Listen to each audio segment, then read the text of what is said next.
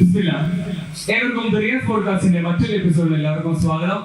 അപ്പോ ഇന്നത്തെ നമ്മുടെ ഇവിടെ ചീഫ് ഗസ്റ്റ് ആയിട്ട് നമ്മളോടൊപ്പം എത്തിയിട്ടുള്ളത് ഇന്നത്തെ കാലികമായിട്ടുള്ള ഏകദേശം എല്ലാവരുടെ രാഷ്ട്രീയ മുന്നണികളുടെ എല്ലാം കടുത്ത രാഷ്ട്രീയ വിരോധികൾക്ക് പോലും കൃത്യമായിട്ടുള്ള മറുപടി കൊടുക്കുന്നത് നമ്മുടെ MSFന്റെ ഒരു മുഖമുദ്രയായിട്ടുള്ള മുഹസിജാസ് അവர்களാണ്. അപ്പോ അദ്ദേഹത്തിന് നമുക്ക് അറിയാവുന്ന പ്രകാരം ഏകദേശം ഒട്ടുമിക്കമായിട്ടുള്ള കാലിക പ്രസക്തിയുള്ള വിഷയങ്ങളൊക്കെ അദ്ദേഹം ഇടപെടുന്ന ഒരാളാണ്. അപ്പോ ഇന്നത്തെ നമ്മുടെ ഒരു വിഷയം നിങ്ങളെല്ലാം തമ്മിൽ ശ്രദ്ധിച്ചതുപോലെ തന്നെ പ്രൊഫറ്റിക് പെഡഗോജി, എങ്ങനെയാണ് പ്രവാചക അധ്യാപനങ്ങൾ നമുക്ക് ഈ ഒരു വിഷയത്തിൽ ചർച്ച ചെയ്യുന്നതിനെ കുറിച്ചാണ് നമ്മൾ ഈ ഒരു എപ്പിസോഡിൽ ചർച്ച ചെയ്യാൻ പോകുന്നത്. ഈ ഒരു വിഷയം നമ്മൾ ആദ്യമായിട്ട് ചർച്ചയ്ക്ക് എടുക്കാൻ മുതൽ തന്നെ ഒരുപാട് ആസ്പെക്ടുകൾ ഇതിൽ വരുന്നുണ്ട് ഈ വിഷയത്തിൽ, പ്രൊഫറ്റിക് പെഡഗോജി എന്ന വിഷയത്തിൽ. കാരണം നബി സല്ലല്ലാഹു അലൈഹി വസല്ലം നമുക്ക് ജീവിച്ച് കാണിച്ചു തന്നു. ആ ഒരു എങ്ങനെ പറയുന്ന മനുഷ്യങ്ങൾ വലിയൊരു മാതൃകയാണ്. ഓരോ മനുഷ്യർക്കും കൃത്യമായിട്ട് ലോകത്തിൽ എങ്ങനെ ജീവിക്കണമെന്ന് നബി സല്ലല്ലാഹു അലൈഹി വസല്ലം കാണിച്ചു തന്നുള്ളതാണ്. അപ്പോ ഞാൻ ഇവിടെ മനസ്സിലാക്കുന്നത് നബി സല്ലല്ലാഹു അലൈഹി വസല്ലം തങ്ങള് ഈ ലോകത്ത് നമുക്ക് മാതൃകയായി ജീവിക്കുന്ന, അതായത് ഇന്നത്തെ ഈ ഒരു സീസണിന്റെ പ്രത്യേകത തന്നെ റബീഉൽ അവ്വലിനോടനുബന്ധിച്ച് കൃത്യമായിട്ട് ഒരുപാട് മതപ്രഭാഷണങ്ങളും മറ്റുമൊക്കെ എടുത്തുകൊണ്ടിരുന്ന ഒരു കാര്യമാണിത്. റെലവന്റ് ആയിട്ടുള്ള ഒരു വിഷയമാണ് ഈ ഒരു ടോപ്പിക് എന്നുള്ളത്. നമ്മുടെ എന്റെ ജീവിതത്തിൽ അതായത് ചെറുപ്പകാലത്ത് ഞാൻ മദ്രസയിൽ പഠിക്കുന്ന സമയത്ത് ഉസ്താദ് കഥ പറയാറുണ്ട്. അങ്ങനെ ഉസ്താദ് കഥ പറഞ്ഞ ഒരു ഓർമ്മയുണ്ട്. അഥവാ മക്കയിൽ ഒരു വലിയ ഇങ്ങനെ ഒരു ചുമടുമായിട്ട് ഇങ്ങനെ കടന്നു വരിക. അങ്ങനെ നബി സ്വല്ലല്ലാഹു അലൈഹി വസല്ലം കാണുന്ന സമയത്ത് നബി സ്വല്ലല്ലാഹു അലൈഹി വസല്ലം അത്ഭുതം. കാരണം നമ്മളതിനകത്ത് കൂടുതൽ പ്രായമുള്ള ഒരാള് വിറക് ചുമടായിട്ട് ഇങ്ങനെ വരികയാണ്. അങ്ങനെ നബി സ്വല്ലല്ലാഹു അലൈഹി വസല്ലം എന്ത് ചെയ്യും, ഈ വിറക് ചുമട എടുക്കും. അങ്ങനെ വിറക് ചുമട എടുത്തിട്ട് ഈ വല്യമാന്റെ വീട്ടിലേക്ക് കൊണ്ടുപോയി വെക്കും. അപ്പൊ വല്യമ്മ പറയും, ഞാനൊക്കെ ദരിദ്രയാണ്, ഭയങ്കര പ്രയാസമായിട്ടുള്ള ജീവിതമാണ്, മറ്റേ അവസ്ഥ തന്നെ. അപ്പൊ ഈ വല്യമ്മ ഇങ്ങനെ പറയും, അങ്ങനെ അവസാനം പറയും, നിന്റെയൊക്കെ ഒരു ഉപദേശം മാത്രം തരാമല്ലോ. ആ ഉപദേശം എന്ന് പറഞ്ഞാൽ മക്കയിൽ ഒരു പ്രവാചകൻ വരുന്നത്, കള്ളപ്രവാചകൻ. അത് ഒരിക്കലും നിങ്ങൾ എന്ത് ചെയ്യും, പിന്തുടരുത്. ആ ഒരു പ്രവാചകനെ, ആ ഒരു മനുഷ്യന് ഒരിക്കലും അപ്പൊ ഈ വല്യമാണി തിരിച്ചു പറയുന്നത്, ഞാനാണ് പ്രവാചകൻ മുഹമ്മദ് മുസ്തഫ സല്ലല്ലാഹു അലൈഹി വസല്ലം, അള്ളാന്റെ റസൂലാന്ന് പറയും. അപ്പൊ ഇത് മനസ്സിലാവുന്നത് നബി തങ്ങളുടെ സമീപനം എന്ന് പറഞ്ഞാല് വളരെ എന്താണ്, ഈ ആളുകൾക്ക് കൂടുതൽ ഇൻട്രാക്ഷൻ ഇൻസ്പയർ ആവുന്ന. കാരണം ഞാൻ നേരത്തെ പറഞ്ഞ പോലെ തന്നെ ആ ഒരു മാതൃകയിൽ ഉൾക്കൊള്ളുന്നത് എന്തൊക്കെയാണ് നിലപാടുകൾ, ഇതുപോലുള്ള സമീപനങ്ങൾ, ഓരോ ജീവിത ശൈലികൾ പോലും, ഓരോ സാഹചര്യങ്ങൾ പോലും ലോകത്തിന് മാതൃകയാണത്. നമുക്ക് ഏത് സാഹചര്യം എടുത്തു നോക്കുകയാണെന്നുണ്ടെങ്കിലും ആ ഒരു മാതൃക കാണാൻ സാധിക്കും. വിഷയത്തിലല്ല ഈ ലഭിതങ്ങളുടെ സമീപനം വെച്ചുള്ള ലഭിതങ്ങളുടെ പാഠങ്ങളുണ്ട്. ലഭിതങ്ങൾ പറയുന്നത് ഒരാളെ കാണാൻ സമയത്ത് പുഞ്ചിരിയോടെ സമീപിക്കാൻ വേണ്ടിയിട്ട് പറയുന്നത്, പുഞ്ചിരിയോടെ അല്ലാതെ ലഭിതങ്ങളെ സമീപിക്കില്ല എന്നാണ് പറയുന്നത്. അപ്പൊ ആ രീതിയിലൊക്കെ നോക്കുകയാണെങ്കിൽ ഇന്നത്തെ കാലത്തൊക്കെ ആണെങ്കിൽ ഒരു 400 വർഷം ലഭിതങ്ങളുടെ വിഷയങ്ങളൊക്കെ പറയുന്നത് അത്തബസ്സുമ സ്വതക്ക, പുഞ്ചിരിയോടെ സമീപിക്കുക. അപ്പൊ ആ ഒരു സമയത്ത് നമ്മള് ഈ ഇന്നത്തെ കാലത്തൊക്കെ ഈ കോർപ്പറേറ്റ് ആയിട്ടുള്ള ട്രെയിനിങ്ങുകളൊക്കെ പറഞ്ഞ സമയത്താണ് ആൾക്കാരെ കാണാൻ പറയുന്നുണ്ട്. ഞാൻ മനസ്സിലാക്കുന്നത് റെലവന്റ് ആയിട്ടുള്ള ഒരു പഠനം നടന്നിട്ടുണ്ട് ഈ വിഷയത്തിൽ. ഞാൻ മനസ്സിലാക്കുന്നത് ഏകദേശം 2019 നടന്നിട്ടുള്ള ഒരു സൈക്കോളജിക്കൽ പഠന പ്രകാരം ഇങ്ങനെ നമ്മളൊരു വ്യക്തിയുമായിട്ട് മറ്റൊരു വ്യക്തിയോട് നമ്മൾ പുഞ്ചിരിക്കും. ഞാൻ പറഞ്ഞ പ്രകാരം ഇസ്ലാമിന്റെ ഒരു കൽപ്പനയാണ് അത്തബസ്സുമ സ്വതല്ലേ, ഹദീസാണ്. അപ്പൊ അത്തബസ്സുമ സ്വതത്തിന് ഒരു മനുഷ്യൻ മറ്റൊരു മനുഷ്യനോട് പുഞ്ചിരിക്കുകയാണെന്നുണ്ടെങ്കിൽ ഏകദേശം അവിടെ 50% ചാൻസ് അവർ നമ്മൾ പരസ്പരം അടുക്കാന്നുള്ളതാണ് ഏറ്റവും റെലവന്റ്. 2019 വന്നിട്ടുള്ള ഒരു പഠനമാണ് ഇത്ര രൂപത്തിൽ തെളിയിക്കുന്നത്. അതായത് ഏകദേശം നേരത്തെ മുസ്ലിം സൂചിപ്പിച്ച പോലെ തന്നെ 1500 വർഷങ്ങൾക്ക് മുമ്പ് കടന്നുപോയിട്ടുള്ള നബി സല്ലല്ലാഹു അലൈഹി വസല്ലമയുടെ കൃത്യമായിട്ടുള്ള അധ്യാപന രീതികൾ ഇന്നും സമൂഹം പുലർത്തിക്കൊണ്ടിരിക്കുന്നു. അത് മാതൃകയാണെന്ന് ശാസ്ത്രം തെളിയിക്കുന്നു. അതാണ് ഏറ്റവും വലിയ പറഞ്ഞത്.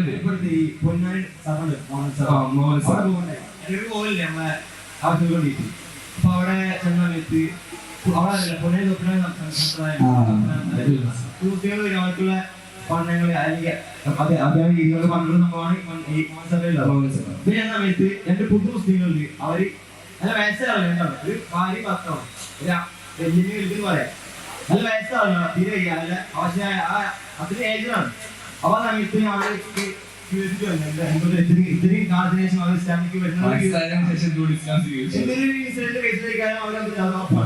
അവരെ ഞാൻ സംസാരിച്ചു. അവർ ചോദിച്ചു എന്ത് ബേസിലാണ് എന്താണ് താങ്കൾ നിങ്ങളെ ഇസ്ലാമിലേക്ക് പ്രോത്സാഹിപ്പിച്ചത് അല്ലെങ്കിൽ ചോദിച്ചു. അപ്പോ അവർ പറഞ്ഞ സംഭവം അത് സിമ്പിളാണ്. അതായത് അവര് ബസ്സിൽ യാത്ര ചെയ്യണം, അവർ തിക്കുള്ള ബസ്സാണ്, അവർക്ക് തിക്കതല്ലേ അവർക്ക്. കാരണം അവര് ലേറ്റ് ബസ്സിൽ വന്ന സമയത്ത് വന്നത്, ആ സമയത്ത് എല്ലാവരും ബസ്സിൽ ഇരിക്കുകയാണ്, അവർ നിൽക്കേണ്ട അവസ്ഥയാണ്, തീരെ വയ്യ, അവർ പോയി പിടിച്ചിരിക്കുകയാണ്. ആ സമയത്ത് ഒരു മൊഴിയൊരു കേസിന് കൊടുത്തു, സിക്ക് കൊടുക്കാൻ ഒരു മൊഴിയൊരു കേസിന് കൊടുത്തു. ആ ഒരു ഇൻസിഡന്റ് അവരെ നല്ല ആ ഒരു ചെറിയ സംഭവം സ്പാർക്ക് ചെയ്യുന്നത് ടച്ച് ചെയ്ത് അവര് ആ ഒരു ചിന്തയെ ബേസിൽ അവര് ചിന്തിച്ച് അങ്ങനെ ആ ഇത് ഇപ്പോഴത്തെ ഇസ്ലാമിക് കടന്നു വരുന്നത്. അതുപോലെ തന്നെ നമുക്ക് മനസ്സിലാക്കാൻ സാധിക്കും നമ്മുടെ ഇൻഫ്ലുവൻസ് അത് ഏത് രൂപത്തില് നമുക്കറിയാം. ഒരുപാട് ഹദീസുകളൊക്കെ വന്നിട്ടുണ്ട്. പറയുന്നുണ്ട് എന്റെ ശേഷം നിങ്ങളെ ഫോളോ ചെയ്യേണ്ട ആളുകളാണ് എന്റെ ഫോളോവേഴ്സ്, അത് എന്റെ സ്വഹാബാക്കൾ. ഏറ്റവും നല്ല ഉത്തമ മനുഷ്യരെ നബിസ്വല്ലാഹു ഉപയോഗിക്കുന്ന ഒരാളുകളാണ് ആ നബിസ്വല്ലാഹുവിന്റെ സ്വഹാബാക്കൾ എന്ന് പറയുന്ന ആ ഒരു സമൂഹം. കാരണം ഹദീസിലൊക്കെ അതായത് ഏറ്റവും നല്ലൊരു കാരണമായിട്ട് നബിസ്വല്ലാഹു പറയുന്നത് എന്റെ ഉമ്മത്തിലെ കറങ്ങി വന്നത് ആ ഒരു സമൂഹത്തെയാണ് കണ്ടുപിടിക്കണം. അതേ ഒരു കോപ്പിയാണ്. അപ്പൊ ആ ഒരു ഖുലഫാ റാഷിദീങ്ങളുടെ കാലത്ത് ഞാൻ മനസ്സിലാക്കുന്ന ഒരു ചരിത്ര സംഭവം ഉണ്ടാവില്ല. നബിസ്വല്ലാഹുവിന്റെ ശേഷം ഖുലഫാ റാഷിദീങ്ങളുടെ കാലത്ത് ഏകദേശം ഉമർ റളിയല്ലാഹുവിന്റെ ഭരണകാല സമയത്ത് ഒരിക്കലും അവിടെ നിന്നുള്ള അതായത് ഫലസ്തീനിൽ നിന്നുള്ള ഒരുപാട് ജനങ്ങൾ ക്രിസ്ത്യൻ ജനങ്ങളാണ് അവിടെ ഉള്ളത്. അപ്പൊ ക്രിസ്ത്യൻ ജനങ്ങള് ഉമർദാനെ കാണാനായിട്ട് ഞങ്ങളുടെ ഖലീഫയാണ്, ഞങ്ങളുടെ ഖലീഫയെ ഒന്ന് കാണാനെന്നുള്ള രൂപത്തിൽ സംസാരിക്കുന്നുണ്ട്. അന്ന് അവിടുത്തെ ഗവർണറോട് അവരൊരു ഇതിനുള്ള റിക്വസ്റ്റ് കൊടുക്കുകയാണ്, ഞങ്ങൾക്ക് ഞങ്ങളുടെ ഖലീഫയെ ഒന്ന് കാണണം എന്നുള്ള രൂപത്തിൽ റിക്വസ്റ്റ് കൊടുക്കുമ്പോ അപ്പൊ ഗവർണർ എന്താ പറയുക, ഈ കാര്യം ഖലീഫ എടുത്ത് ചെന്ന് പറഞ്ഞു. ഉമർ റളിയല്ലാഹുവിന്റെ അടുത്ത് വന്ന് അദ്ദേഹം പറയുകയാണ് നമ്മുടെ ജനങ്ങൾ ഇങ്ങനെ ഒരു ആവശ്യം ഉന്നയിക്കുന്നത് പറഞ്ഞപ്പോ ഓക്കെ ഞാൻ വരാനുള്ള രൂപത്തിൽ സമ്മതിക്കണം. എന്നിട്ട് അതിനുശേഷം ഉമർ റളിയല്ലാഹുവിന് വരുന്നൊരു സന്ദർഭമുണ്ട്. നമ്മൾ മനസ്സിലാക്കണം, അന്നത്തെ ജനങ്ങളൊക്കെ കാത്തിരിക്കുകയാണ്, ഗവർണറും സംഘങ്ങളും കാത്തിരിക്കണം. എന്തിനു വേണ്ടി? തങ്ങളുടെ ഖലീഫയാണ് വരുന്നത് എന്നുള്ള രൂപത്തിൽ തന്നെ കാത്തിരിക്കുന്ന നിമിഷത്ത് ഇവരിങ്ങനെ നോക്കുമ്പോൾ അവിടെ വരുന്നത് ദൂരെ നിന്നൊരു ഒട്ടകം ഇങ്ങനെ സഞ്ചരിച്ച് വരുന്നുണ്ട്. ആ ഒട്ടകത്തിന് പുറകിൽ ഒരു രണ്ട് മനുഷ്യർ ഒട്ടകത്തിന് പുറത്തേക്ക് വരികയാണ്. അപ്പോ സംഭവം എന്താ വെച്ചാൽ ഇവിടെ നിന്ന് ഈ ക്രിസ്ത്യൻ ചോദിക്കുകയാണ്, ഗവർണർ സൂചന കൊടുത്തിട്ടുണ്ട് അതാണ് രൂപത്തില്ല. അപ്പൊ ജനങ്ങൾ ചോദിക്കുകയാണ്, ആ ബാക്കിലിരിക്കുന്ന അതായത് ഈ ഒരു ഒട്ടകപ്പുറത്തിരിക്കുന്ന ബാക്കിലിരിക്കുന്ന അയാളാണോ നമ്മുടെ ഖലീഫ എന്ന് ചോദിക്കുമ്പോ ഗവർണറുടെ മറുപടിയാണ് ശ്രദ്ധേയം. അതല്ല, ആ ഒട്ടകപ്പുറത്തിരിക്കുന്ന ആ ഒട്ടകത്തെ തെളിച്ചുകൊണ്ടിരിക്കുന്ന ആ ഒട്ടകക്കാരെ പിടിച്ചുകൊണ്ടിരിക്കുന്ന ആ ഒരു മനുഷ്യനാണ്, ആ ഒരു മുഷിഞ്ഞ വസ്ത്രങ്ങൾ ധരിച്ച മനുഷ്യനാണ് നമ്മുടെ ഖലീഫ എന്നുള്ളത്. എത്രത്തോളം മാതൃകയുണ്ട്. ഞാൻ മനസ്സിലാക്കുന്നത് ഈ വിഷയത്തില് ഇത് പറഞ്ഞ പോലെ മുസ്ലിം പറഞ്ഞ പോലെ തന്നെ നബിസ്വല്ലല്ലാഹു മാതൃക ആ ഒരു ഉമ്മത്തിനെ എങ്ങനെ നയിക്കണം. നമുക്കറിയാം ഇന്നത്തെ കാലത്ത് അഴിമതിയുടെ ഏറ്റവും ആർമാദിക്കാണ്. അഴിമതിയുടെ ആരോപണത്തിന്റെ പേരിൽ ദൈവത്തിന്റെ സ്വന്തം നാടെന്ന് മാറിപ്പോയിക്കൊണ്ട് അഴിമതിയുടെ ആരോപണങ്ങളുടെ സ്വന്തം നാട് എന്നുള്ളൊരു ഒരു ഫ്രീക്വൻസിയിലേക്ക് കേരളത്തിന് മാറ്റിക്കൊണ്ടിരിക്കുന്ന അവസ്ഥയാണ് ഈ പൊളിറ്റിക്സിൽ നമുക്ക് കാണാൻ കഴിയുന്നത്. ഒരു സംഭവമാണ് ഈ നമ്മളൊക്കെ ഒരു രാജാവ് ഒരു ഖലീഫയാണ്, ഒരു വലിയ രാജ്യത്തിന്റെ ഭരണകൂടത്തിന്റെ ഖലീഫയാണ് രീതിയിൽ വരുന്നത് തന്നെ. ഉമർദാന്റെ വിഷയങ്ങൾ ഇനിയുണ്ട്. രാത്രി കാലങ്ങളിലൊക്കെ പല പ്രജകളുടെ സൗഖ്യം അന്വേഷിച്ചിട്ട് ഇറങ്ങുക എന്ന് പറയുന്നത്. ഇന്നത്തെ നമുക്ക് സങ്കല്പിക്കാൻ പറ്റും ഒരു രാജാവ് നമ്മുടെ ഇപ്പോഴത്തെ കാലത്ത് ഇപ്പോഴത്തെ ജനറേഷൻ തന്നെ ഫുള്ളി ഡിപ്രഷനാണ്. അത് എന്ത് കാര്യമാണ് ഇപ്പൊ പരീക്ഷകളിലൊക്കെ അതെ പരീക്ഷ ജയിച്ചിട്ട് വരെ ആത്മഹത്യ ചെയ്യാം.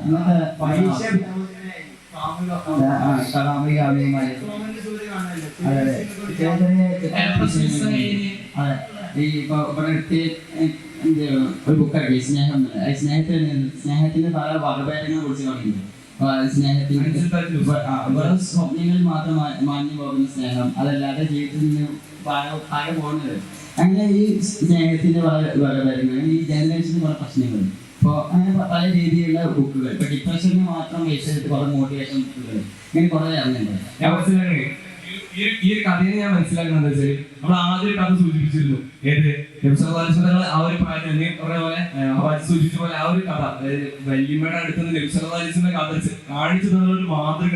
അത്രയും ചെറിയ പ്രായത്തിൽ നബിസ്വല്ലല്ലാഹു നമുക്ക് കാണിച്ചു തന്ന ഒരു മാതൃക. ഇന്നത്തെ സമൂഹം അതൊക്കെ ഒന്ന് എടുത്തു വെക്കുകയാണെന്നുണ്ടെങ്കിൽ എത്ര നല്ല സമൂഹമായിരിക്കും നമ്മളുടെ. ഈ നബിസ്വല്ലല്ലാഹുവിന്റെ ജീവിതം തുടങ്ങാൻ തന്നെ യതീമായിട്ടാണ്. ഈ യതീം എന്നുള്ളതിന് പണ്ഡിതന്മാര് പല കാറ്റഗറി ആയിട്ടുണ്ട്. അത് ഏറ്റവും കൂടുതൽ പ്രയാസമായ ഒരു കാറ്റഗറി എന്നാൽ സ്വന്തം പിതാവ് വഫാത്തായിട്ട് സ്വന്തം ഫാമിലി നോക്കാൻ മുമ്പ് തന്നെ സ്വന്തം ഫാമിലി നോക്കാൻ ഒരാളുമില്ല. പരീക്ഷണങ്ങളുണ്ട്. അപ്പൊ ഈ പലസ്തീൻ പലസ്തീനിൽ നല്ല ഈമാനുള്ള മനുഷ്യന്മാരാണല്ലേ, ധാരാളം പരീക്ഷണങ്ങൾ അറിഞ്ഞുകൊണ്ടിരിക്കുകയാണ്. അപ്പൊ അങ്ങനെ നിബിധങ്ങളുടെ ജീവിതങ്ങൾ വരുമ്പോൾ യതീമായിട്ട് ഇങ്ങനെ ജനിച്ച് അതിന് ശേഷം ചെയ്ത് സ്വന്തം ഉമ്മ മരിക്കുക, ഏറ്റവും കുടുംബക്കാരടക്കം എന്ത് ചെയ്യാം മരിച്ചു അതേപോലെ തന്നെ സ്വന്തം കുടുംബം ഏറ്റെടുക്കേണ്ടത് ഉമ്മാന്റെ അടുത്ത ആളുകൾ തോയിഫിൽ ജീവിച്ചുകൊണ്ടിരിക്കുന്ന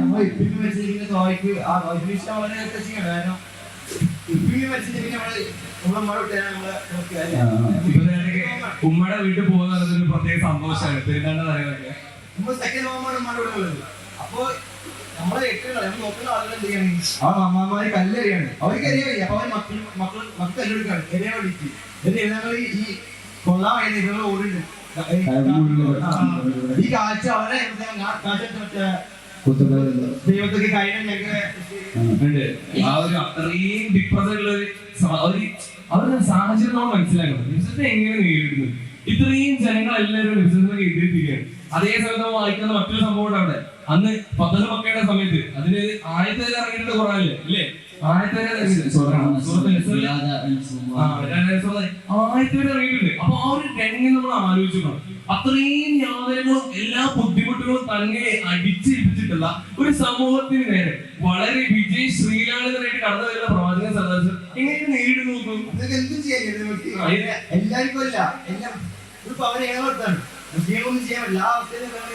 പൊതുമാപ്പെട്ട എല്ലാ ജനങ്ങൾക്കും എല്ലാവർക്കും ഒരുപോലെ പൊതുമാപ്പ് കൊടുക്കുന്ന ഒരു സമാധാനത്തിന്റെ കണ്ണരിപ്രവാഹം ഇന്നത്തെ ഭാഷയിൽ പറയാം ഇതാണ് നബിതങ്ങളുടെ ഇന്നത്തെ ഉള്ള ഒരു ഇൻഫ്ലുവൻസ് ഈ രീതിയിൽ നബിതങ്ങളുടെ ജീവിതം തന്നെ ഇത്തരത്തിലുള്ള പല ഇൻസിഡൻസ് നമുക്ക് കാണാൻ പറ്റും ഇപ്പൊ നേരത്തെ ഫലസ്തീനിലെ വിഷയങ്ങളൊക്കെ നമ്മൾ നേരത്തെ പറഞ്ഞു ഇപ്പൊ ഈ അടുത്തല്ല ഫലസ്തീനിലെ വിഷയങ്ങളിൽ അലിഗർലായുള്ളൊരു ഫലസ്തീനിയ ഉമ്മ ഒരു കേട്ടിട്ടുണ്ടോ എല്ലാവരും കേട്ടിട്ടുണ്ടോ വിഷയം 12 വാണിങ് ഫലസ്തീൻ ഉമ്മയാണ് അപ്പൊ ഈ ഫലസ്തീനിലെ യുദ്ധത്തിൽ 4 മക്കളുണ്ടാകുന്ന അമ്മക്ക് ആ 4 മക്കളും മരണപ്പെട്ടു അപ്പോ ഈ സ്വാഭാവികമായിട്ട് വലിയൊരു കാരണമാണ് 4 മക്കൾ മരണപ്പെടുക എന്നുള്ളത് അത് സഹിക്കാൻ പറ്റാത്ത കാരണങ്ങളാണ് അപ്പൊ ജനങ്ങളെ ആശ്വസിപ്പിക്കുക ആളുകൾ പരിപാടിയൊക്കെ ചെയ്യും അപ്പൊ ഒരു ഉമ്മ ആശ്വാസം കണ്ടെത്തുക വെച്ചാല് റസൂലിന് 7 മക്കൾ വരെ നഷ്ടപ്പെട്ടിട്ടുണ്ട് ആ 7 മക്കൾ നഷ്ടപ്പെട്ട റസൂലിന്റെ മുമ്പിൽ റസൂലിന്റെ അവസ്ഥ എന്താണെന്ന് ആലോചിച്ചിട്ടാണ് ഒരു കത്ത് എഴുതുന്ന രൂപത്തിലാണ് ഈ ഒരു വിഷയങ്ങളൊക്കെ എഴുതുന്നത് ഒരു പ്രശസ്തമായിട്ടുള്ള ഒരു കവിതയുണ്ട് വൈദാദ് കേട്ട മുഹമ്മദിൻ